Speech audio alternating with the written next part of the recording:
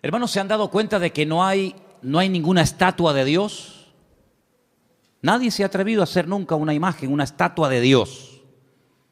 Del Señor Jesucristo hay cantidad. Vírgenes, santos, hay infinidad. Pero una estatua de Dios, ¿habéis visto alguna vez? ¿A que no? Cada uno tiene una idea muy particular de cómo puede ser Dios, aunque si somos realistas, Dios no tiene forma. Dios no tiene forma, no tiene medida, no tiene peso. Dice la Biblia, Dios es espíritu. No tiene un cuerpo con brazos, con ojos, con espalda, con pies. Puede estar en todas partes al mismo tiempo. Le decía el Señor al rey David, que tanto anhelaba construirle un templo, una casa al Señor: ¿qué casa me vais a hacer a mí? Si el cielo es mi trono y en la tierra es el estrado de mis pies, ¿qué casa le vais a hacer a Dios, verdad? Pero independientemente de cómo cada uno se puede imaginar al Señor, a Dios, lo importante es saber si lo que pensamos de Dios es correcto. ¿Qué concepto tenemos de Dios? Ya sabemos que no tiene forma, que no tiene medida, que no tiene peso, pero ¿cómo es Él? Porque según el concepto que tú tengas de Él, así tú vas a vivir. Hay gente que vive una vida cristiana muy light, sin compromiso, sin santidad, sin orden, porque ese es el concepto que tienen de Dios. Si tuvieran otro concepto más elevado de Dios, no podrían vivir así, imposible. Incluso hasta la forma como oramos. Fíjate cómo ora la gente. A veces escuchar a la gente cómo ora manifiestan el concepto que tienen de Dios, incluso hasta su nivel de madurez. No digo por utilizar más o menos palabras bonitas, por hacer oraciones más largas o más cortas, no, sino la forma como oran, la forma como piden a Dios, la forma como se acercan a Dios. ¿Qué concepto tenemos de Dios? Yo quisiera empezar el mensaje de esta tarde leyendo 2 versículos, después vamos a leer más, pero vamos a comparar 2 versículos, ¿sí? El primero se encuentra en el libro de Deuteronomio, capítulo 1, Deuteronomio capítulo 1, y el otro se encuentra en el Salmo 106, versículo 8. Repito, Deuteronomio 1, 26 y Salmo 106, versículo 8. Hay un momento, y en esta semana hablábamos un poquito acerca de la aparente contradicción que existe cuando el Antiguo Testamento, cuando la Torá habla acerca del tema de los espías, mejor dicho, los exploradores, porque no eran espías, eran exploradores, que si Moisés los mandó, que si Dios le dijo que los mandara, que si fue una iniciativa del pueblo. Ya hemos hablado un poquito acerca de esta semana, Anderson y yo estuvimos hablando, aclarando que los acontecimientos que se relatan no están siempre en orden cronológico, ¿verdad? Entonces parece como que un texto a veces como contradice al otro. Es como cuando, por ejemplo, lees 1 Samuel y da la impresión de que Saúl nunca había visto a David y después resulta de que otro pasaje parece como que sí lo conocía. Entonces, bueno, ¿qué pasa? ¿Lo conocía o no lo conocía? Y hay muchos acontecimientos en la Biblia que se relatan, pero no se cuentan necesariamente en orden cronológico. Entonces tienes que leer todo lo que la Biblia dice sobre ese pasaje para ubicarte y saber por dónde van los tiros. Hay un momento en el que uno de cada tribu, es decir, 12 personas, suben a la tierra de Canaán mientras el pueblo espera en el desierto. Dice que van a reconocer la tierra, si no van como espías. El espía no se deja ver, el espía no quiere que lo vean. Espías fueron lo que mandó Josué a la ciudad de Jericó previamente antes de atacarla, pero ellos no van escondidos, ellos van a cara descubierta. Ellos entran por las ciudades, van por los valles, cogen fruto de la tierra. Y cuando regresan, claro, el pueblo está esperando, subimos, no subimos, ¿cómo es la tierra? ¿Tiene ríos, no tiene ríos? ¿Es grande, está habitada? ¿Cómo es la tierra? El informe que trajeron fue terrible, terrible. Y de los 12 que fueron, 10 como que se pusieron de acuerdo, tú. 10 trajeron un informe tan negativo que a más de 1,5 millones de personas los hundieron en la miseria. Dice que estuvieron toda la noche llorando. Qué pesimismo contagió aquella gente al pueblo, ¿eh? Terrible, tremendo. ¿Sabes que ese día, se calcula, ¿no? Ese día era el Tisha B'Av, era el día 9 del mes Av. A veces coincide en agosto, a veces coincide ese mes, ese día en julio, depende. Y las peores desgracias, todas las desgracias, las peores catástrofes que le han ocurrido al pueblo de Israel, todas han ocurrido el día Tisha B'Av, el día 9 del mes Av, todas. La destrucción del primer templo, 9 de Av, la destrucción del segundo templo, 9 de Av, la expulsión por parte de los reyes católicos del pueblo de Israel de España, 9 de Av, la firma de la eliminación total y absoluta de los judíos en Europa a través del régimen del Tercer Reich nazi, el día 9 de Av, etcétera, etcétera, etcétera. Y es que ese día marcaron su destino, lloraron sin causa y a lo largo de la historia el Señor les daría motivos para que lloraran con razón. El día 9 de Av. Por eso es un día triste, es un día en el que se esperan siempre todos los años en Israel que pueda ocurrir cualquier cosa. Y fíjense en el capítulo 1 del libro de Deuteronomio, a partir del versículo 26, cuando esta gente regresa, después de haber estado 40 días reconociendo el país, leemos: sin embargo, no quisisteis subir, dice Moisés, no quisisteis subir. Antes fuisteis rebeldes al mandato del Señor vuestro Dios. Fíjate, no dice no quisisteis entrar, no, que lo podía haber dicho. Dice, no quisisteis subir. Había que subir de nivel espiritual para poder tomar posesión de la tierra del Señor. No quisisteis subir, no quisisteis madurar. Os habíais estancado, os habíais quedado acomodados a la vida del desierto. Y ahora hay que subir, amigo. Y no solamente en el sentido físico, sino también en el nivel espiritual, para tomar posesión y para alcanzar ciertas y determinadas alturas espirituales, uno tiene que subir, uno tiene que crecer. Y si no subes y si no creces, te pierdes la bendición. Y dice la Biblia que no quisieron subir. Pero no solamente no quisieron subir, sino que en el versículo 27 dice, y murmurasteis en vuestras tiendas. No es que se negaron a decir, no queremos subir, aquí nos quedamos, sino que en las tiendas donde ellos vivían en el desierto, tuvieron toda la noche murmurando, hablando mal, quejándose, lamentándose. Y fíjate lo que llegaron a decir, cómo el Señor esas conversaciones, cómo el Señor escuchó e hizo que en su palabra quedara registrado parte de lo que murmuraban en las tiendas de campaña durante la noche. Mira lo que decían. El Señor nos aborrece. ¿Cómo? Porque el Señor nos aborrece, nos ha sacado de la tierra de Egipto para entregarnos en manos del amorreo para destruirnos. Mire, hermano, si Dios hubiera querido destruir a esta gente, no hacía falta sacarlos de Egipto. No hacía falta sacar a todo el pueblo de la esclavitud en Egipto, llevarlos por el desierto y subirlos a la tierra prometida, a la tierra que fluye leche y miel, para destruirlos. En el mismo Egipto podían haber sido aniquilados. Pero fíjate el concepto que ellos tienen de Dios. Y claro, según el concepto, según lo que ellos piensan de Dios, así hablan. De la abundancia del corazón, dice la Biblia, habla la boca. Como Dios nos aborrece, nos sacó de Egipto. ¿Así? Es decir, que Dios te sacó de Egipto porque te aborrece. ¿Eso es lo que tú crees?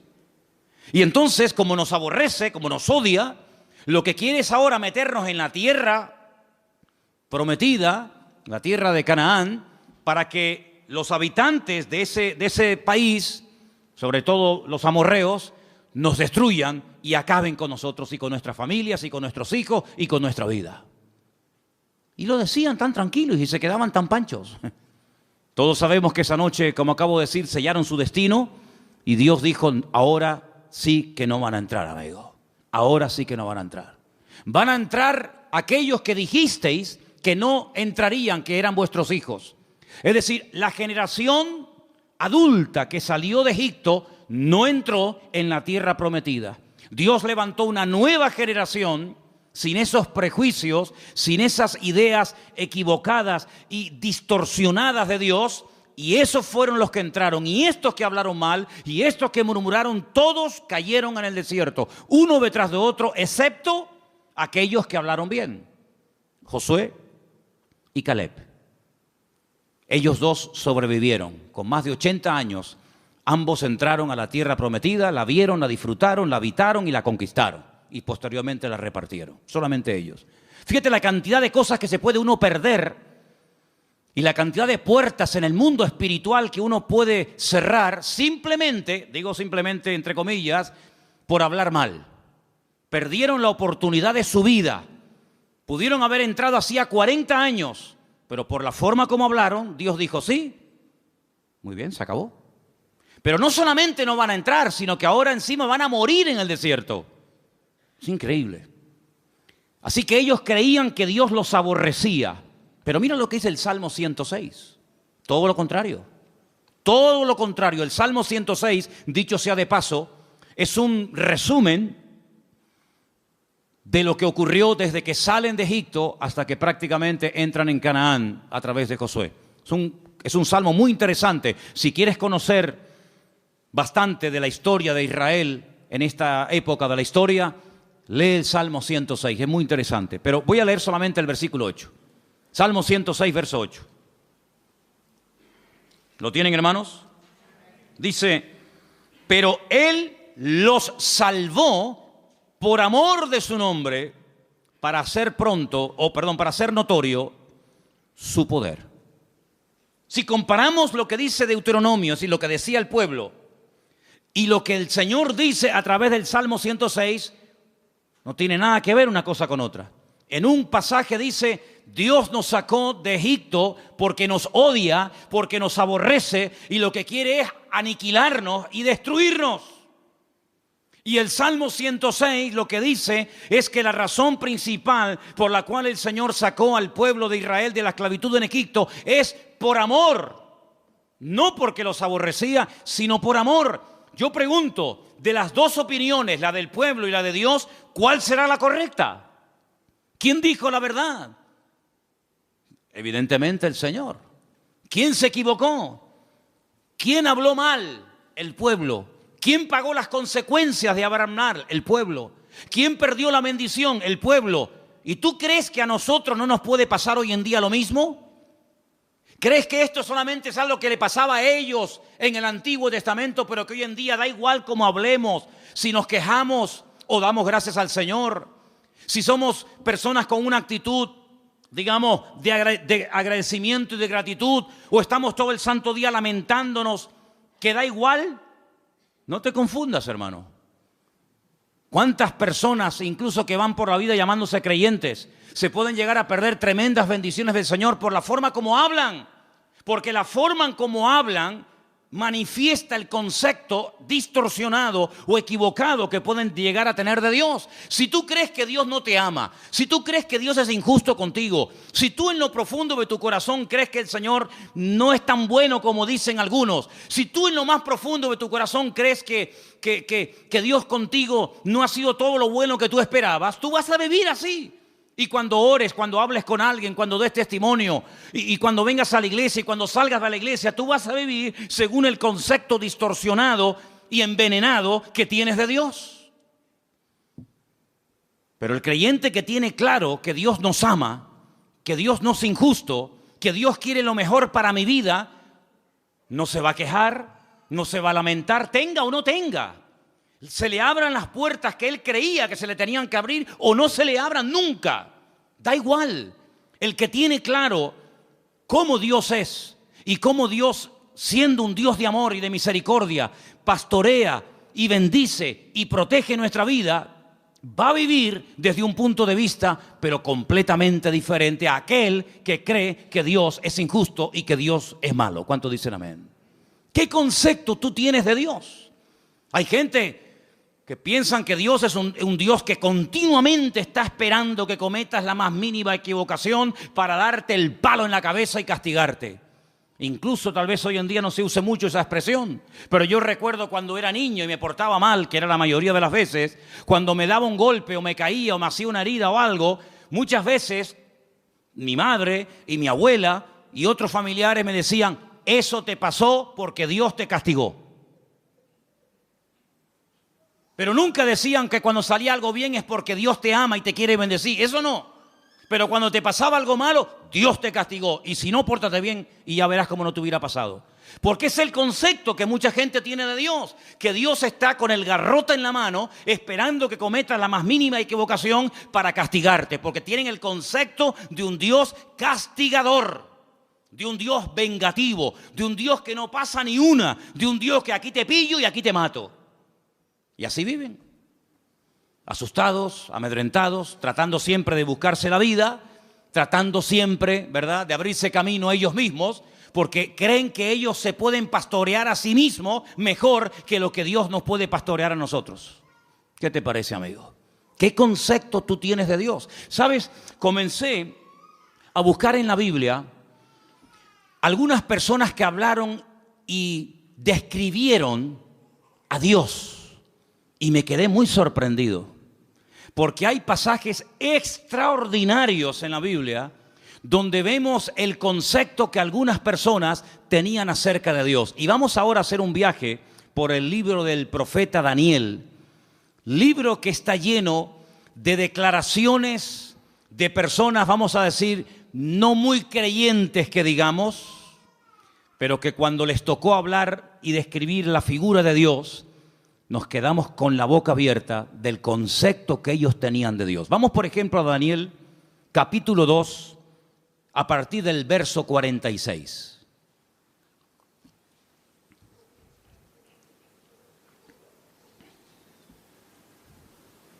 Hermano Jorge, le van a faltar brazos. ¿No será más cómodo ponerse unas gafas? ¿Eh? El capítulo 2 del libro del profeta Daniel es un capítulo muy interesante, porque hay un rey llamado Nabucodonosor. ¿Serías capaz de pronunciar ese nombre? Ah, qué bien, está bien. A mí me costó una barbaridad aprendérmelo, pero bueno, ustedes...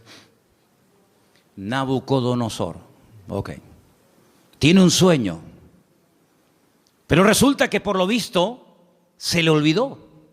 Pero el sueño lo marcó de tal manera que al día siguiente... Él reúne a sus magos, sátrapas, astrólogos, adivinos, etc. Y le dice, anoche tuve un sueño que me perturbó, me robó la paz.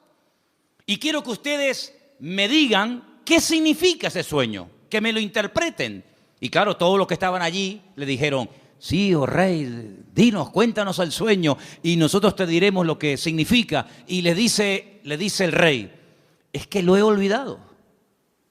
No me acuerdo lo que soñé.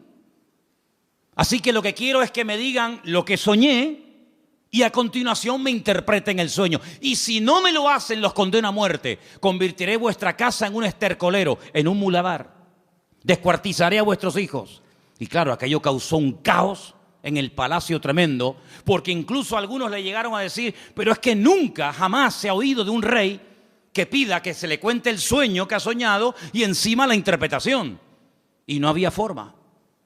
Sin embargo, la Biblia dice que Daniel, junto con sus amigos, oraron y le pidieron al Señor que les mostrara qué sueño había tenido este hombre y qué significaba. Y efectivamente, el Señor dice en la Biblia que le reveló a Daniel lo que el rey Nabucodonosor había soñado y lo que significaba. Y cuando llega Daniel a la presencia del rey Nabucodonosor, pues le dice, mira, lo que tú has dicho, ningún hombre te lo puede interpretar, nadie en esta vida, ni mago, ni astrólogo, ni sátrapa, ni adivino, jamás te lo podrá decir. Pero dice, pero hay un Dios en los cielos que revela los misterios a los hombres. Y en este caso Dios me ha escogido a mí para decirte que tú lo que soñaste es que vistes una estatua enorme de 4 materiales diferentes. Viste que la estatua tenía, o la imagen tenía una cabeza de oro, ese eres tú, ese es tu imperio Babilonia. Pero luego después de ti se levantará otro imperio, y dice que vio el pecho y los brazos de plata, y le dice serán el imperio de los medos persas que se unirán y formarán un segundo imperio. Pero caerá ese imperio con el paso del tiempo y se levantará un tercer imperio que será el de Alejandro Magno, los griegos, ¿verdad?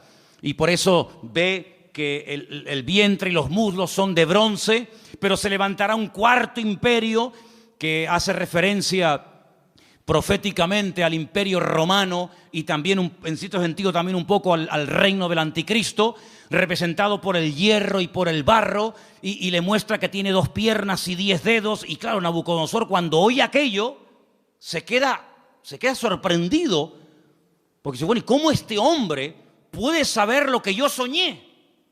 Esto es algo increíble, aunque no le diera la interpretación.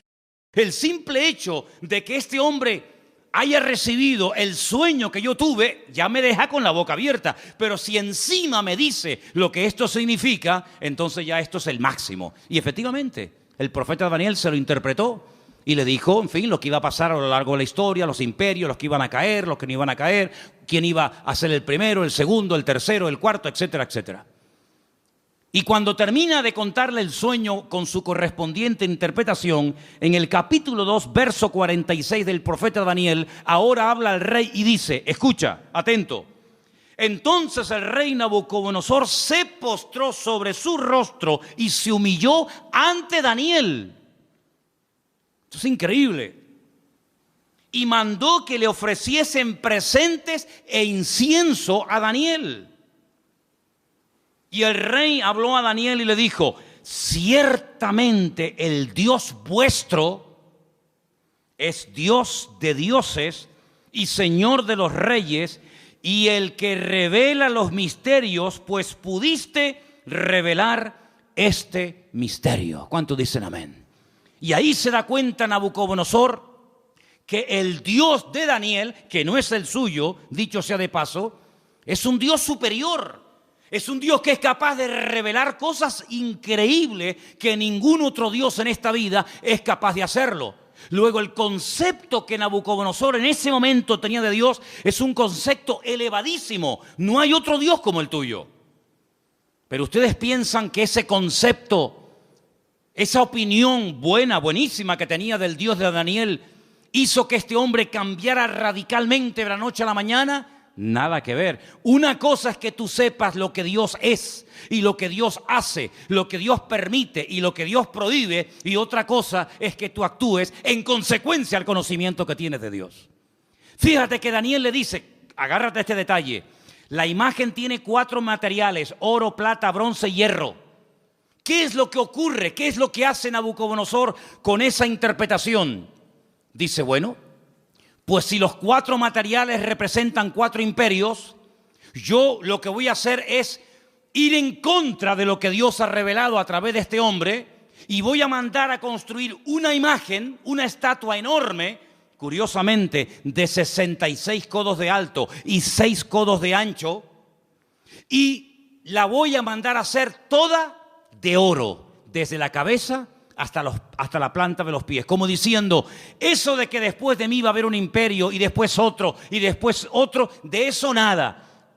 La voy a hacer toda de oro, como diciendo, aquí el único imperio del cual se va a hablar y va a perdurar en el tiempo y en el espacio va a ser el reino de Nabucodonosor, el reino de Babilonia, que representa al oro. Y ahora en el capítulo 3, lo que vemos es al rey Nabucodonosor, en el versículo 28, ordenándole a toda la población de su reino que se postren y adoren la imagen que él ha levantado.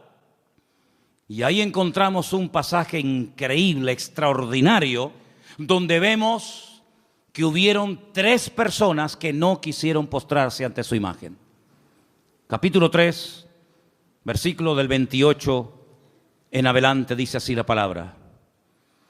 Entonces Nabucodonosor dijo, bendito sea el Dios de ellos, de Sadrat, de Mesat, de Abednego, que envió su ángel y libró a sus siervos que confiaron en él y que no cumplieron el edicto del rey y entregaron sus cuerpos antes que servir y adorar a otro Dios que su Dios.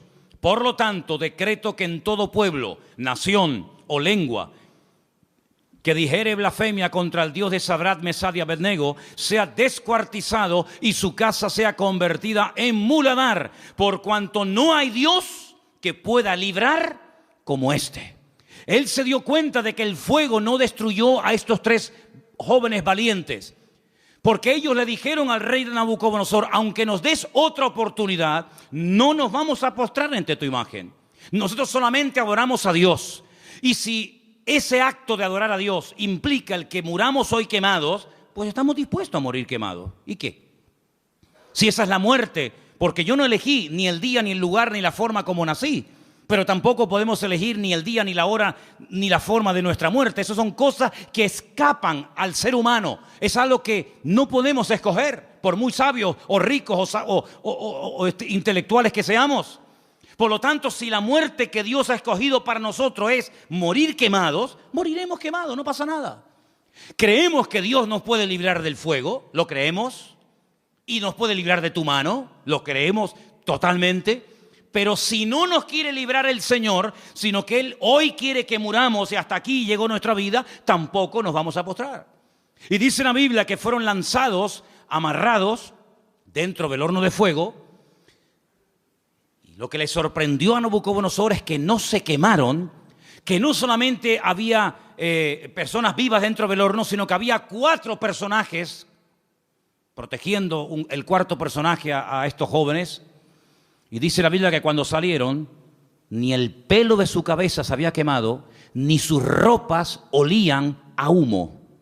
Y ante semejante milagro, ya van dos, la interpretación del sueño a través de Daniel, cómo Dios protege milagrosamente la vida de Sadrach, Mesach y Abednego, vuelve otra vez a reconocer que el Dios de esta gente es el Dios todopoderoso, un Dios superior al que Él tiene, un Dios que es capaz de proteger de la muerte segura a unas personas porque confiaron en Él.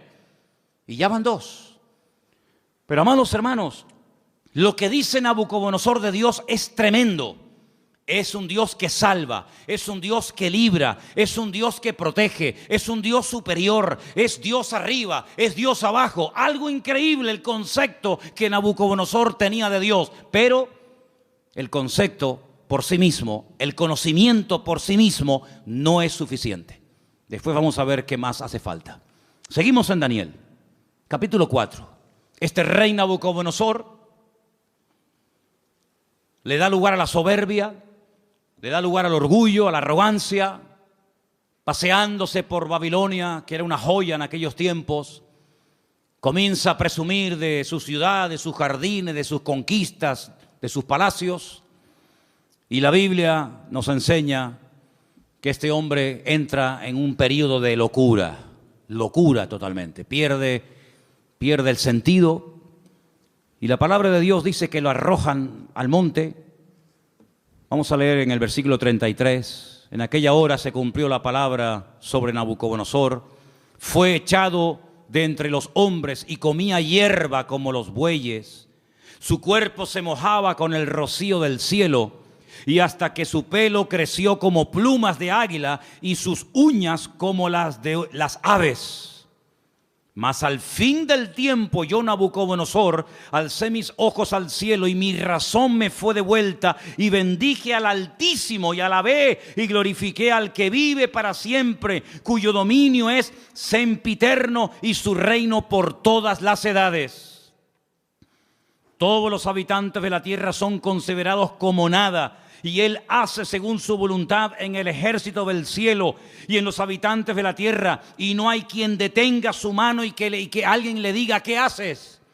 En este mismo tiempo mi razón me fue devuelta, y la majestad de mi reino, mi dignidad, mi grandeza volvieron a mí. Y mis gobernadores y mis consejeros me buscaron, y fui restablecido en mi reino, y mayor grandeza me fue añadida. Ahora yo, Nabucodonosor, alabo, engrandezco y glorifico al Dios del cielo, porque todas sus obras son verdaderas y sus caminos justos, y Él puede humillar a los que andan con soberbia. ¿Cuántos dicen amén? Si las palabras que Nabucodonosor habla de Dios, luego sus acciones son otra cosa. Lo que hace es otra cosa diferente. Pero cuando habla de Dios, son maravillas. Son cosas tremendas, preciosas. Lo alaba, lo bendice, lo glorifica, lo levanta en alto, lo reconoce. Y parece como que ya Nabucodonosor ha cambiado y tiene claras las ideas, pero ni aún así, hermanos, ni aún así. Pero lo que estamos hablando en esta tarde es el concepto que tenía Nabucodonosor de Dios. Pero en el libro de Daniel aparecen otros reyes. Por ejemplo, hay un rey que es el rey Darío, el rey Ciro, que también aparece. Y en el capítulo 6, hay un momento en el que la envidia es tremenda, sobre todo contra Daniel, y lo quieren matar. Pero leí esta mañana algo que me llamó tanto la atención, porque dice que trataban de buscar algo en lo cual pillarlo en un fallo y decir, mira, pero no había manera. Quiero leerles en el capítulo 6, verso 4. Entonces los gobernadores y sátrapas buscaban ocasión para acusar a Daniel en lo relacionado al reino, mas no podían hallar ocasión alguna o falta, porque él era fiel y ningún vicio ni falta fue hallado en él. Me llamó la atención la palabra vicio. Daniel no tenía vicios. Dice, no podemos acusarlo de nada. No hay forma no hay forma. Pero entonces idearon un plan terrible y dice, entonces dijeron aquellos hombres, no hallaremos contra Daniel ocasión alguna para acusarle, si no la hallamos contra él en relación con la ley de su Dios. Y todos saben lo que hacen, convencen al rey Darío, para que promulgue una ley que no se puede revocar bajo ningún concepto, de que durante 30 días nadie puede elevar oraciones, plegarias o súplicas a ningún Dios, incluido el Dios de Daniel. Nadie puede orar durante 30 días. Era la única forma de que podían decir, mira, hay un hombre en tu reino que ha quebrantado la ley. Porque nosotros como creyentes, y creo que lo tenemos claro, tenemos que cumplir las leyes de los países donde vivamos siempre y cuando no vayan en contra de la palabra de Dios. ¿Cuántos dicen amén? No es que por ser cristianos estamos exentos del cumplimiento de la ley, ni mucho menos, al contrario.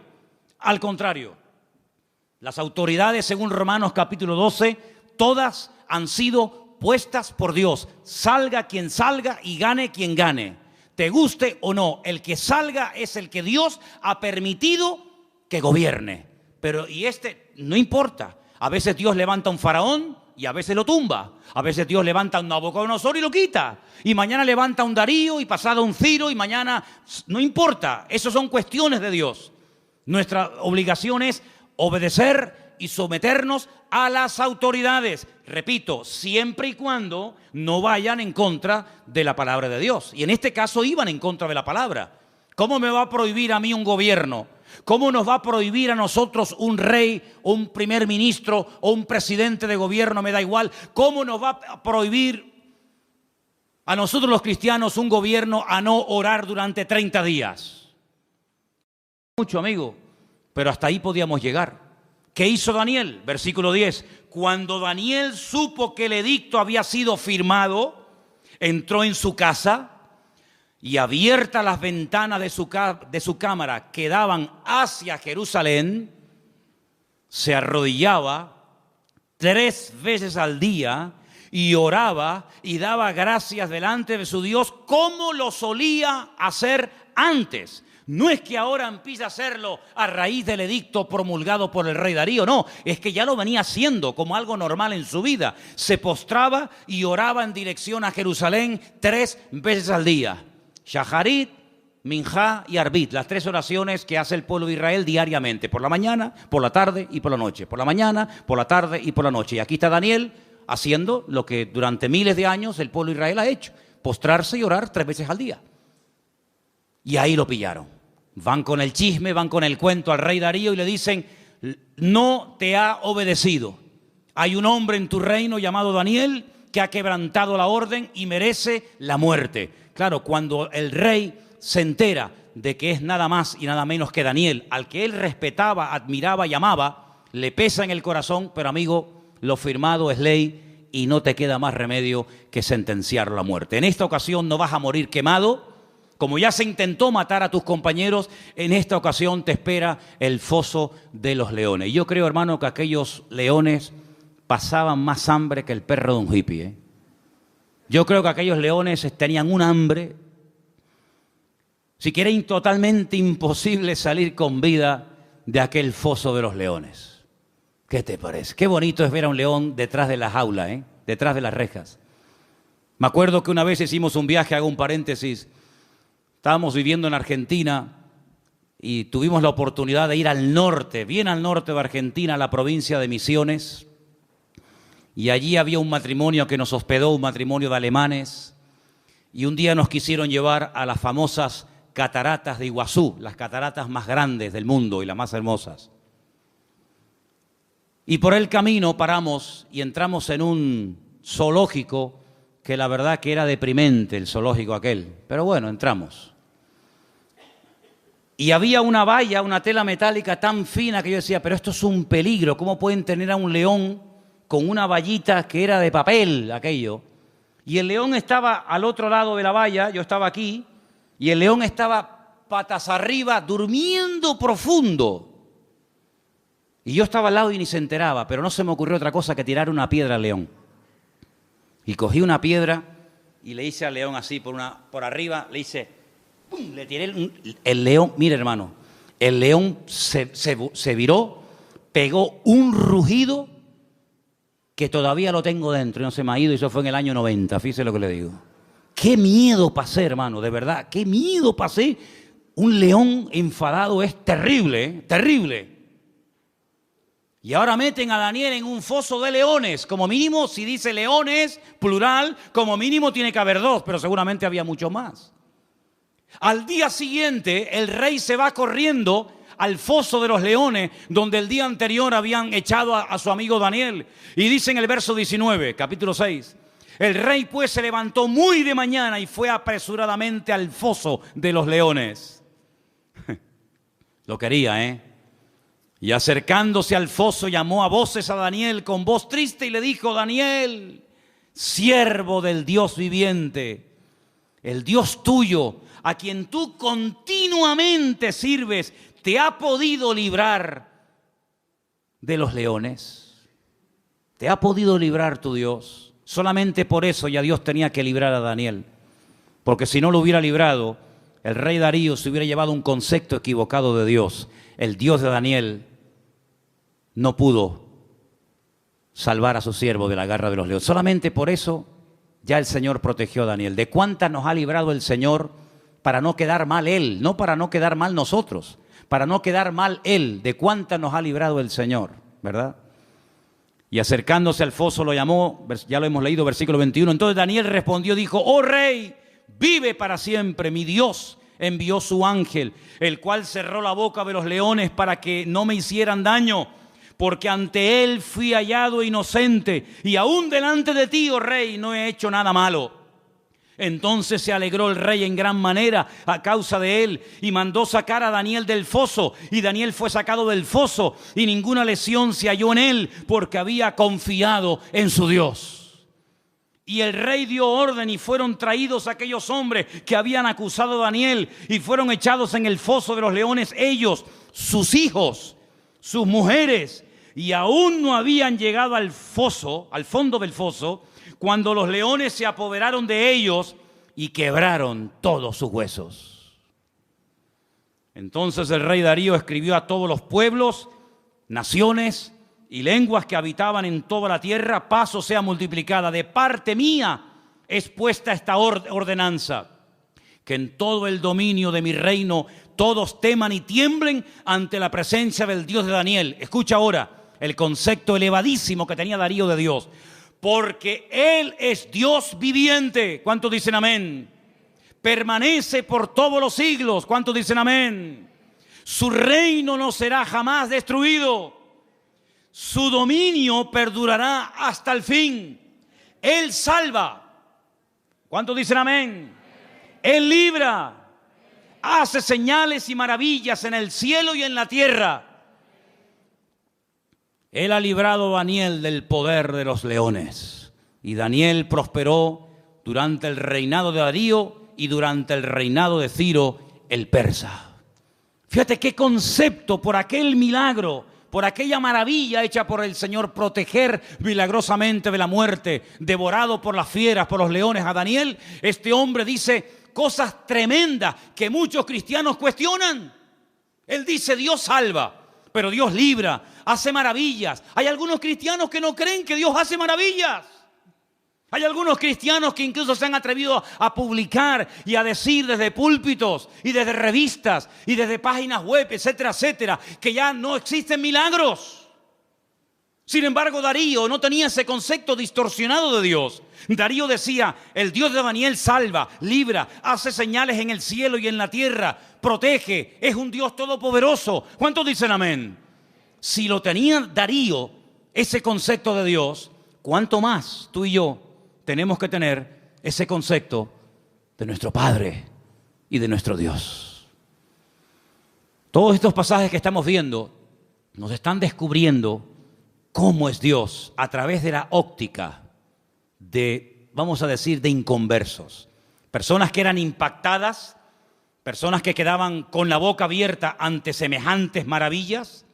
Pero hay un pasaje que encontré en el Nuevo Testamento, en el libro de los Hechos, que para mí es una de las mejores descripciones de Dios de toda la Biblia. Está en el libro de los Hechos, el capítulo 17. Y es concretamente una parte del mensaje profundo que el apóstol Pablo dio cuando se encontraba de visita en Grecia, concretamente en la ciudad de Atenas. En el capítulo 17 del libro de los Hechos, a partir del verso 24, Pablo, hablándole a aquella gente allí en Grecia, dice, si quieren arrancamos desde el versículo 22, ¿vale? Hechos 17, 22. Entonces Pablo, puesto en pie en medio del Areópago, dijo: varones atenienses, en todo observo que sois muy religiosos. Qué curioso cómo eran los griegos, ¿eh? Eran religiosos, eran hedonistas, deportistas, un culto al cuerpo tremendo. Es una sociedad muy, muy parecida a la que vivimos nosotros hoy en día, ¿verdad? No eran ateos, eran muy religiosos. Dice, porque pasando y mirando vuestros santuarios, hallé también un altar en el cual estaba esta inscripción: al Dios no conocido. Tenían un altar donde no había ningún Dios, pero habían puesto una inscripción, una placa que decía esto: al Dios no conocido, al que vosotros adoráis sin conocerle. Y ese es el Dios que yo vengo a anunciar. Y Pablo dice, verso 24, escucha ahora: el Dios que hizo el mundo y todas las cosas que en él hay. ¿Puede decir amén a esto?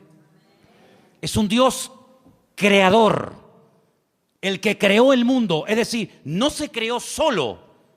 Vino una explosión y a través de una serie infinita de coincidencias apareció en su lugar, tal y como las conocemos hoy en día, lo que llamamos sol, luna, plantas, árboles, animales, planetas, etcétera, etcétera. No es así.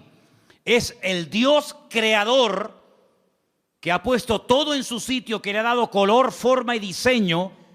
Es el Dios todopoderoso. Y sigue diciendo, siendo Señor del cielo y de la tierra. La palabra Señor, sabéis que es la palabra amo. Siendo el dueño, el propietario de lo que hay arriba y abajo, no habita en templos hechos por manos humanas. Solamente de este versículo hay tanta enseñanza, tanta profundidad de conceptos que podríamos echarnos horas. Porque lo primero que está diciendo es, nosotros no salimos de la nada. Nosotros no somos producto de un proceso evolutivo, sino somos creación de Dios. Y ese Dios que es el dueño ha decidido no vivir en templos. ¿Qué les está diciendo a los atenienses? Que vuestros templos no pueden contener su persona, su presencia, porque Él ha tomado unilateralmente la decisión de no vivir en templos. Luego les está tirando por tierra toda su religiosidad. Y sigue diciendo, ni es honrado por manos de hombres, como si necesitase algo. Pues Él es quien da a todos vida y aliento y todas las cosas. Es la existencia misma. Es el que hace que las cosas existan. Es el que transmite vida. Es el que hace que todo funcione perfectamente. Es el que hace que haya estaciones. Es el que hace que soplen los vientos de un lugar y se vayan por otro. Es el que hace que el sol cada mañana salga del mismo lado hace miles de años y se oculte por el mismo lado. Es el que hace que la tierra gire siempre en la misma dirección y a la misma velocidad. No es un Dios que hoy en día dice, no, que no se mueva, ahora que se mueva. Es un Dios que tiene un control absoluto de la creación. No ha perdido el control. No se le ha vuelto en contra la creación. Él da vida. Y si Él no diera la vida, nada funcionaría.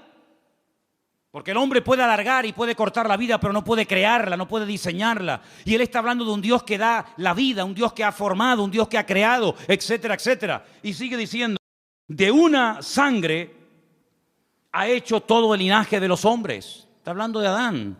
De Él vienen todos, de Él venimos todos. Para que habiten sobre toda la faz de la tierra, y les ha prefijado el orden de los tiempos y los límites de su habitación. Esto es impresionante lo que está diciendo Pablo aquí. Él es el que ha dado límite, ha puesto tiempos. ¿Cuánto tiene que vivir un elefante?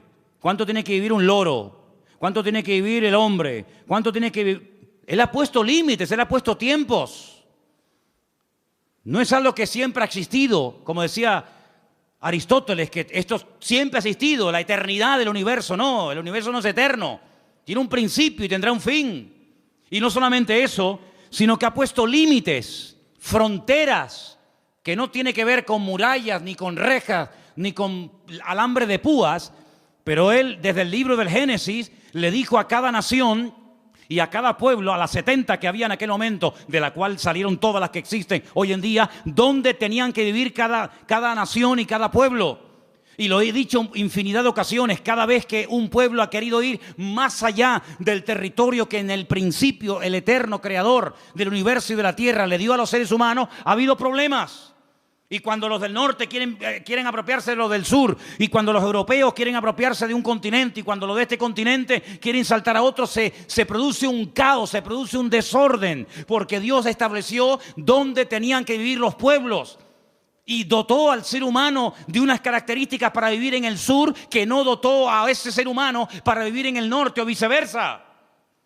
Y Dios lo que está haciendo es poner en orden el mundo, así como puso el sol aquí, no allá, aquí lo puso. Y así como puso la tierra en este lugar y no la puso en la otra punta de la galaxia, Dios ha puesto a los hombres donde Él ha querido y como Él ha querido. Porque es un Dios que controla y ordena la creación, y el hombre siempre tratando de alterar el orden de Dios. Dice, para que busquen a Dios, si en alguna manera palpando puedan hallarle, aunque ciertamente no está lejos de cada uno de vosotros. Porque en Él vivimos y nos movemos y somos. Eso es increíble, ese concepto. En Él vivimos, nos movemos y somos, como algunos de vuestros propios poetas también han dicho, porque linaje suyo somos. Siendo pues linaje de Dios, no debemos pensar que la divinidad sea semejante a oro, plata, piedra, esculturas de arte, imágenes de hombre. Pero Dios, escucha, Dios, habiendo pasado por alto los tiempos de esta ignorancia, ahora manda a todos los hombres en todo lugar que se arrepientan. A todos, absolutamente a todos. Por cuanto ha establecido un día,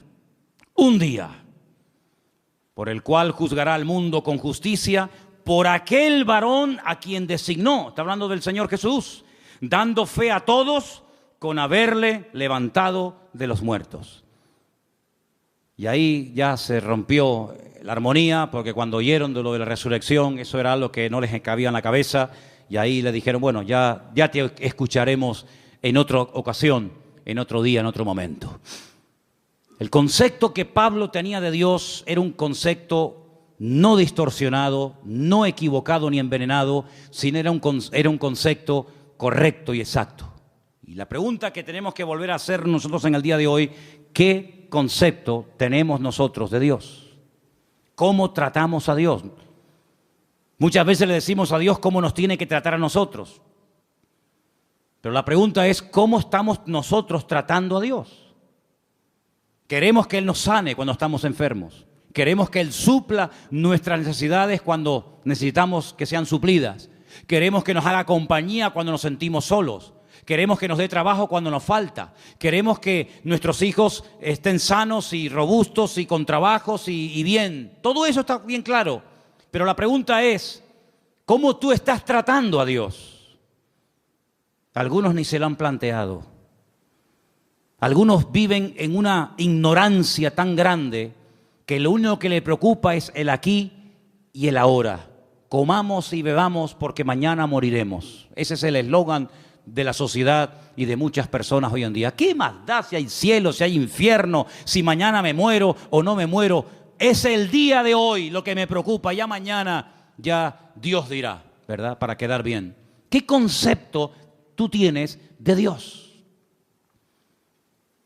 Depende del concepto que tengas, estarás hablando de tu nivel de madurez. Y así vivirás, y así hablarás, y así te comportarás con tus semejantes. Y cuando vamos a la palabra de Dios, vemos que ese Dios real, vivo y verdadero, que es el único que existe, que es uno, se ha dado a conocer de varias formas. Primero, a través de la creación. Vamos a un texto que nos va a leer nuestro hermano Luis. Romanos 1:20. Preste atención porque es un texto extraordinario a tener en cuenta. Romanos 1:10. 1:20, perdón. Porque las cosas invisibles de Él, su eterno poder y deidad, se hacen claramente visibles desde la creación del mundo, siendo entendidas por medio de las cosas hechas, de modo que no tienen excusa. Dios dice en su palabra que nadie tiene excusa para no creer en Dios. Algunos me han preguntado muchas veces, pero hay gente a la cual nunca se les ha hablado de Cristo. ¿Y eso qué significa? ¿Que no van a creer en Dios porque nadie les ha testificado, porque nadie los ha invitado a un culto, porque nadie les ha dado una Biblia, un Nuevo Testamento? Dice el Señor, y lo declara categóricamente en la palabra a través de la boca de Pablo, que a través de la creación el hombre puede llegar a la conclusión de que detrás de lo que vemos, detrás de lo creado, hay un creador. Detrás de este púlpito tuvo que haber alguien que lo hiciera. Este púlpito no se hizo solo. Imposible, imposible. Detrás de un coche tiene que haber un fabricante. Esas piezas tuvieron que ser diseñadas y puestas en ese lugar para que esa máquina funcione. El reloj que llevamos todos en la pulsera, en la muñeca. Ese reloj me habla de que tuvo que haber alguien que lo diseñara, alguien que lo creara, alguien que lo pusiera ahí. Cada pieza, cada tornillo. Sí, detrás de lo creado hay un creador. Y detrás de cada cosa creada hay un diseñador que le dio forma. Y Dios le ha dado forma a la humanidad. Dios le ha dado forma al mar. Dios le ha dado forma a las montañas. Dios le ha dado forma al universo. ¿Quién hizo eso? ¿Quién creó el mundo? ¿Quién creó el agua del mar con la justa medida para que no se pudran los seres vivos que viven ahí adentro? Si tuviera más nivel de sal, la vida sería imposible, como el mar muerto. Hay un mar que se llama el mar muerto. Bueno, en hebreo se llama el Yam HaMelach, el mar de la sal. En español, el mar muerto. ¿Por qué es muerto? Porque tiene demasiado nivel de sal. ¿Te imaginas que los mares que nos rodean, las playas a las que vamos a bañarnos, tuvieran el mismo nivel de sal que el mar muerto en Israel? No habría peces. Sería imposible la vida. No se podría navegar en esos mares. No habría peces, no habría fauna marina. Pero Dios, cuando hizo el mar, le dio la cantidad exacta de sal, ni más ni menos, para que todo funcione de una forma perfecta y matemática durante miles y miles de años. Así de claro, hermano. Si el sol estuviera un poco más cerca, sería imposible la vida en el planeta Tierra. Moriríamos todos achicharrados, quemados. Si el sol estuviera más lejos, la vida en la tierra sería imposible. Se congelaría la tierra. Pero Dios lo puso justamente donde tiene que estar y como tiene que estar, para que ni caliente demasiado ni enfríe demasiado. Ahí está, donde tiene que estar. Dios todo lo ha diseñado de una forma increíble, pero algunos, mentes sabias, dicen que no, que detrás de todo eso no está Dios, que detrás de todo eso hay un proceso evolutivo, hay un Big Bang, hay unas explosiones, hay un cúmulo de coincidencias, millones de coincidencias para que todo forme lo que llamamos mundo, universo, tierra. Increíble. Ahí se cumple el texto que dice: y queriendo ser sabios, se hicieron necios. Queriendo ser sabios, se hicieron necios. El Señor se dio a conocer primeramente a través de la creación.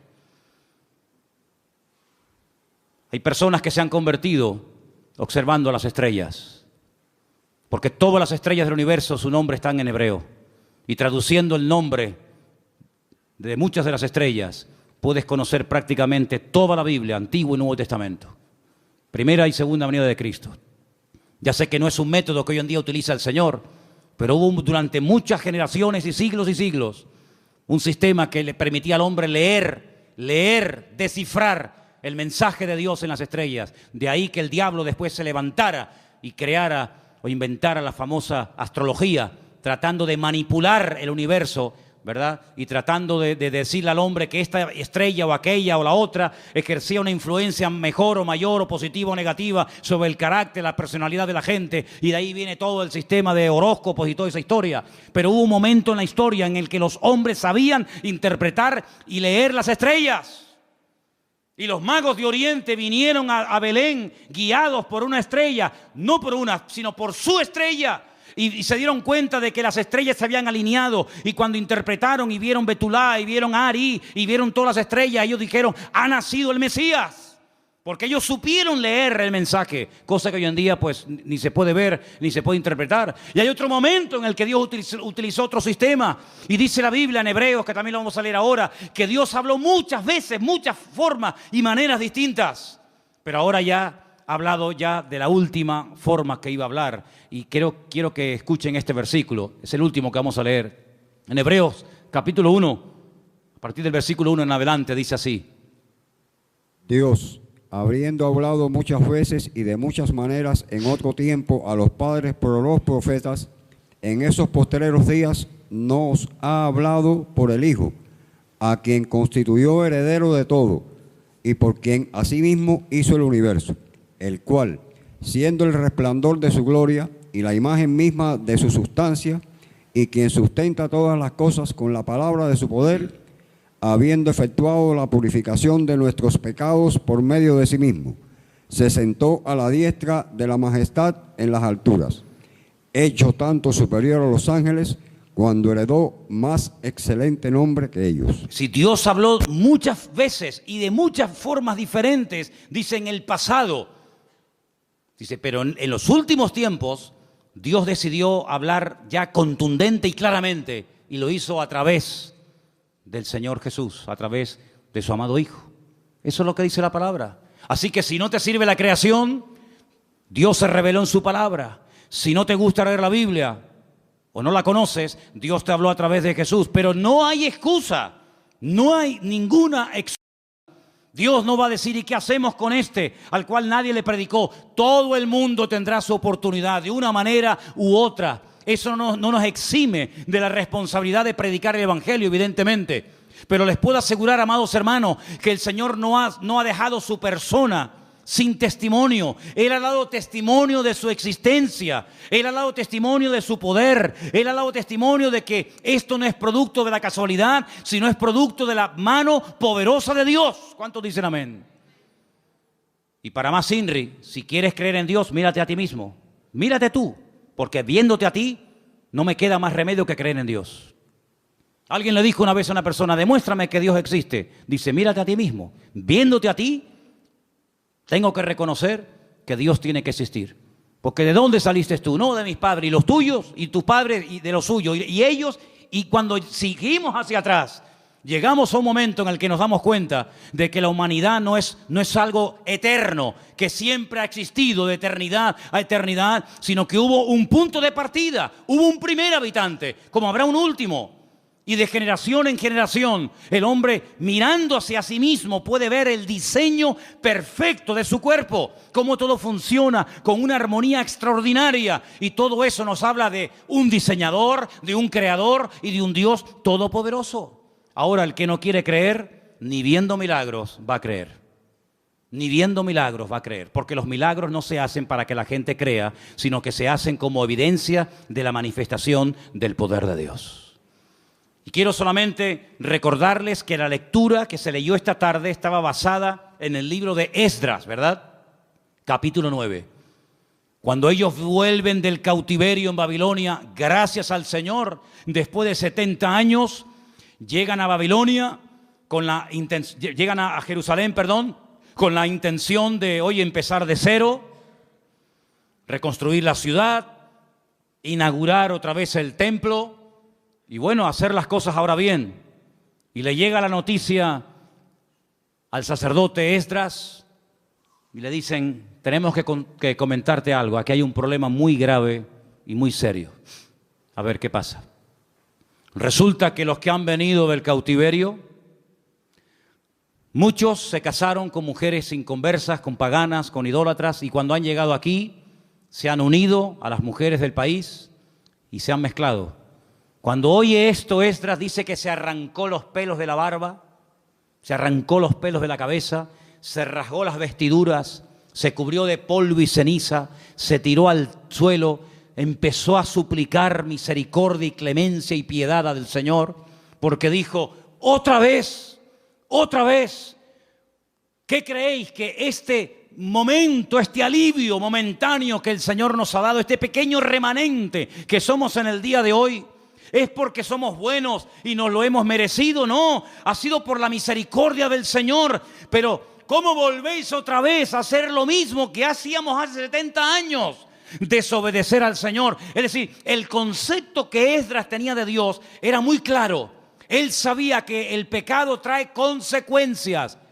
El pecado se perdona siempre que hay arrepentimiento, siempre, no te quepa la menor duda. Pero en algunas ocasiones, no todas, pero en algunas ocasiones el pecado, la desobediencia, el desorden trae consecuencias a corto y a largo plazo.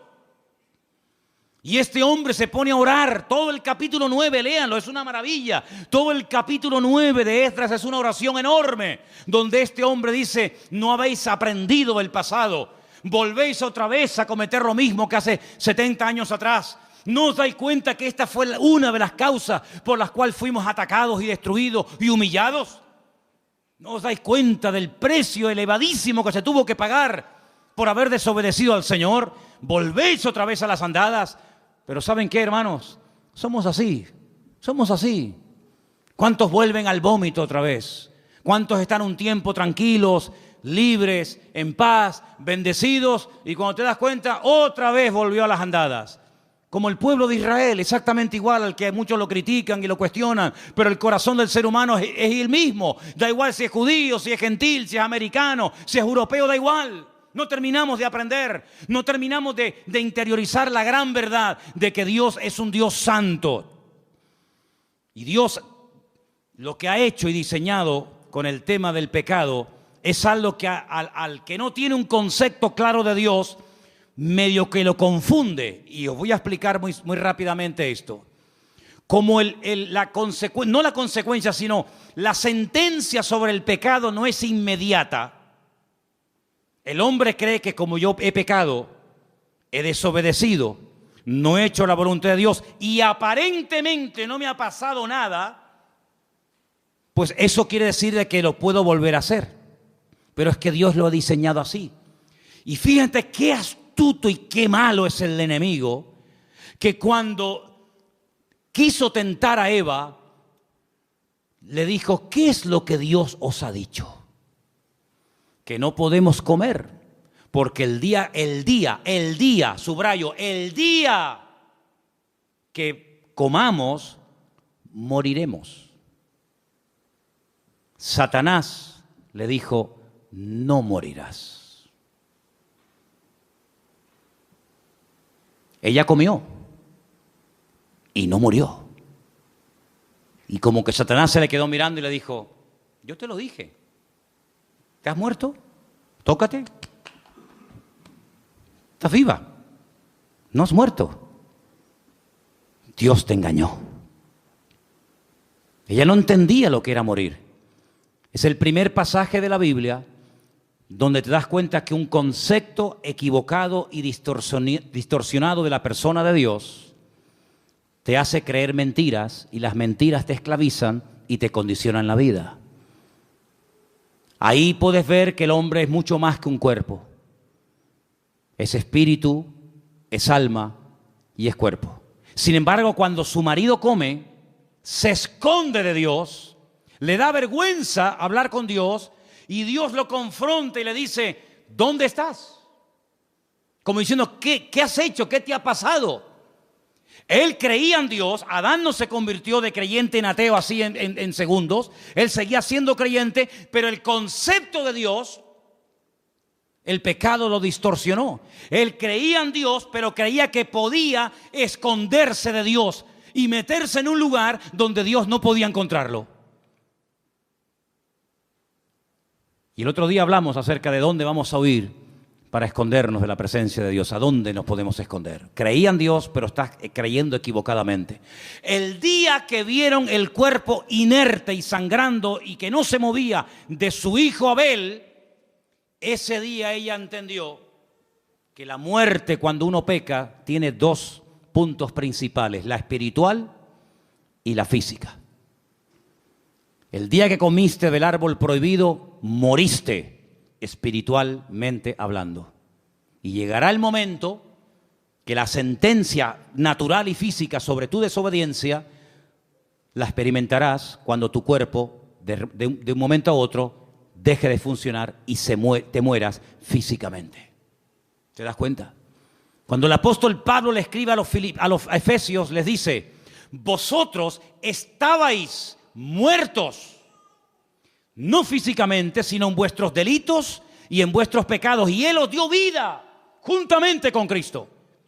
Luego, un concepto distorsionado de Dios nos puede llegar a interiorizar la falsa idea de que yo peco, yo desobedezco, yo hago lo que me da la gana y no pasa nada. Eso es lo que tú te crees, porque la soberbia del hombre lo ciega, el orgullo del hombre lo embota.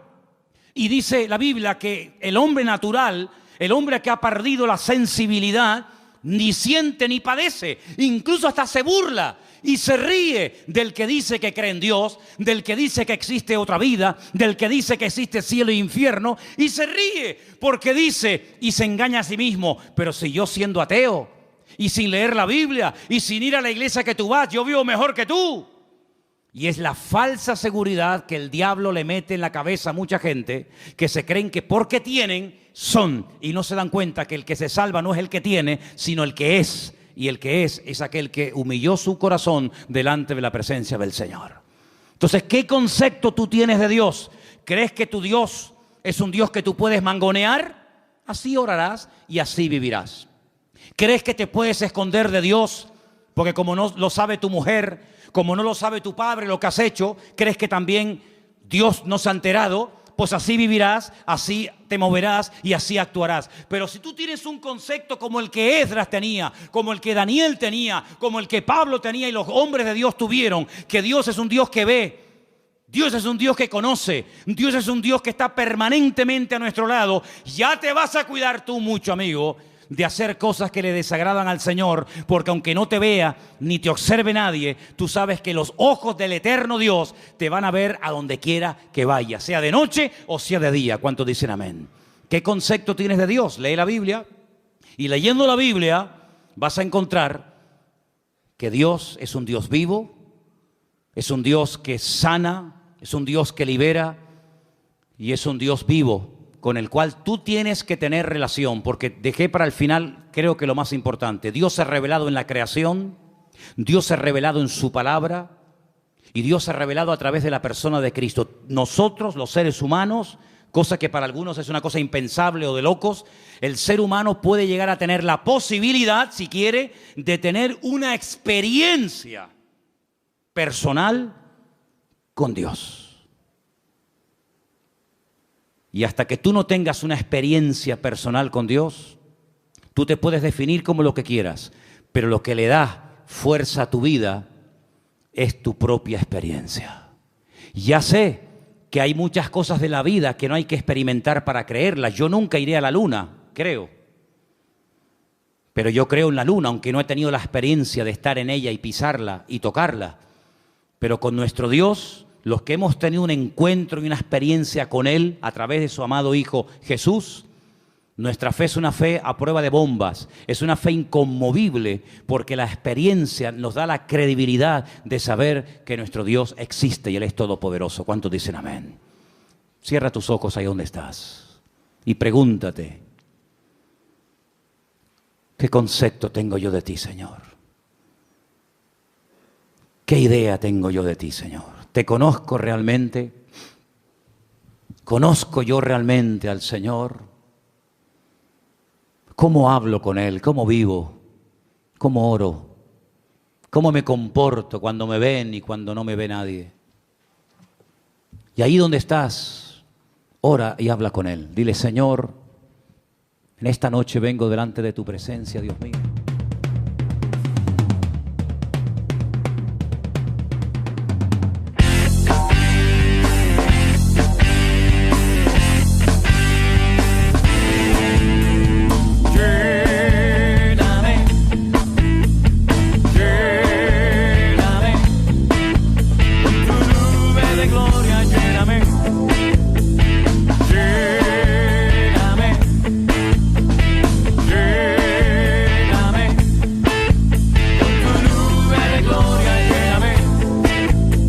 Lleno quiero estar.